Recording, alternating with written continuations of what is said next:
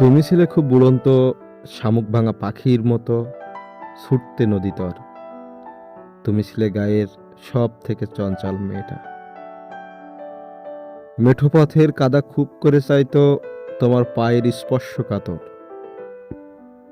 তুমি যখন নুপুর পায়ে মিতালি সাজে আলতা পায়ে রাঙিয়ে খালি পায়ে হাঁটতে মেঠো পথে, মাঠের কৃষক তখন অপনয়নে তাকিয়ে বলতো, ওহে ধনী দুলালি, এই ভর দুপুরে মাঠে ঘাটে কেন? তুমি তখন শুধুই মৃদু হেসে আবারও আপন ছন্দে হেঁটে চলতে। তোমার হাতের কাছের রং বেরঙের চুরির ঝনঝন আওয়াজে পাখিরা এডাল থেকে ওডালে নাচানাচি করত। তোমার হাতের পরশ বুলানো স্পর্শে তরুলতাগুলি বাতাসে দুলদুল করত। তোমার অঙ্গে বেনারসি লাল শাড়ি, এলো কেশে জবা ফুলের তোলা, একই সাথে তোমার কণ্ঠে গুনগুন আওয়াজ ভীষণ প্রিয় ছিল। ঠিক আমার মনে পড়ে, সন্ধ্যা ঘনীভূত হওয়ার পরেও তুমি বাসায় ফিরতে চাইতে না। তুমি বারংবার সন্ধ্যাকে বলতে, শুনছো সন্ধ্যা, তুমি এত তাড়াতাড়ি সূর্যের আলোকে কেড়ে নিও না, আমি আরো একটি সময় ছুটতে চাই।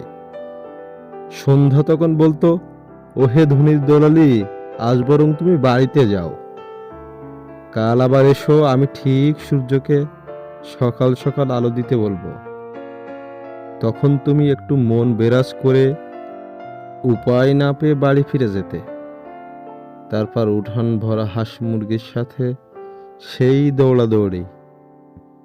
তোমার চঞ্চলতা সবসময় আড়াল থেকে খেয়াল করতাম।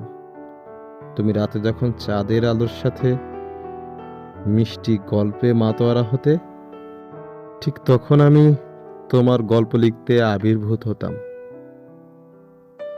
এমনকি তুমি ঘুমের দেশে গেলেও আমি ভাবতাম, তোমার স্বপ্নের জগতে আত্মতুষ্টির কল্পনাগুলি আমি লিখতে চাই। এভাবে এখনো বোধ হয় আমার ঘুম ও স্বপ্ন বিরাজমান আছে। তবে ধনির দুলালি, তুমি কিন্তু এখনো ছুটতে পারো, কেউ বাধা দিবে না। তোমার অদম্য ছুটে চলা জীবন বার্ধক্যর কাছে হার মানতে পারে না। তাহলে আমার লেখা যে থেমে যাবে, আমি কি তাহলে আর লিখতে পারবো না? শেষ উত্তরের অপেক্ষায় রইলাম। ঠিক তুমি যখন ছুটে চলবে, আবার আমি লিখতে থাকবো, ধনির দুলালি, নতুন নবীরে